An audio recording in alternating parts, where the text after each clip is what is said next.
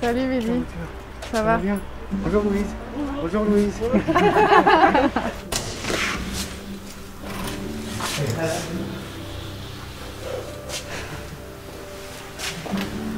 Ah ouais, c'est pas mal.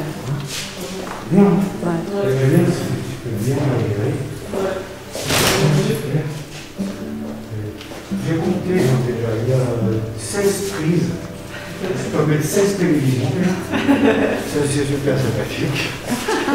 Et puis excellent quoi. Superbe cuisine. Vu que je suis cuisinier à la base, c'est magnifique pour moi. J'ai terminé les barques. Ah ouais. Et excellent.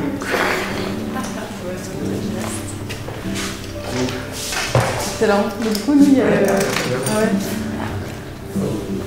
Ça fait du bien. Une salle de douche unique.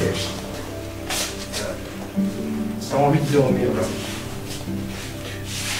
Pour plier tes serviettes ou plier tout le crâne. Le pôle logement, c'est donc une équipe qui intervient en fait au domicile des personnes sans abri qui viennent d'être relogées pour s'assurer qu'ils acquièrent une certaine stabilité en logement et pour éviter une rechute en rue.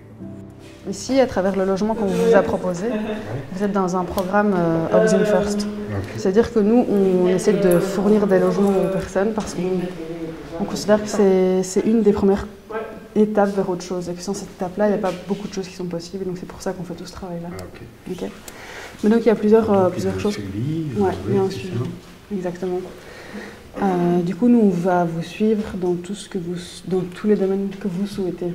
C'est vous qui allez les décider, en fait. C'est pas nous qui allons venir avec des idées. Non, Il sera toujours vous au centre de toutes les démarches. Ah oui, j'ai des idées. Je t'inquiète pas. Je ne m'inquiète pas du tout. Voilà, et donc ça veut dire qu'on va passer aussi vous voir de manière plus ou moins régulière. Parfois, avec certaines personnes, c'est une fois par semaine ou une fois toutes les 2 semaines.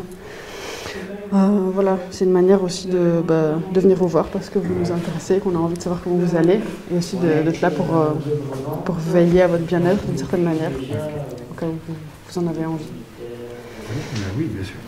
C'est important d'être très présent au début de l'installation en logement et de mettre le plus possible d'acteurs autour de la personne. C'est pour ça qu'on a pas mal de suivis qui sont en collaboration avec d'autres acteurs du social et c'est souvent très bénéfique d'être complémentaire en fait sur le suivi des patients, quoi. On a des patients qui ont dormi 1 ou 2 nuits dans leur logement et qui n'ont plus jamais redormi dans leur logement parce qu'elles se sentent perdues entre ces 4 murs et qu'elles préféraient le système D de la rue. Et elles ont comme des angoisses de ruine. En fait, finalement, comment elles réussissent leur vie de sans-abri, mais en fait, est-ce qu'elles vont réussir leur vie en logement?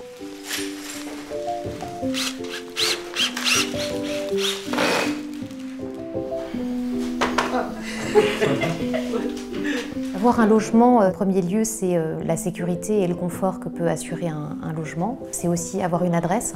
Pour les personnes qui sont dans le réseau de la personne, c'est pouvoir le trouver à l'endroit où il est domicilié, pour l'accompagner à un rendez-vous médical, pour pouvoir faire des démarches administratives qui vont faire que sa situation va s'améliorer.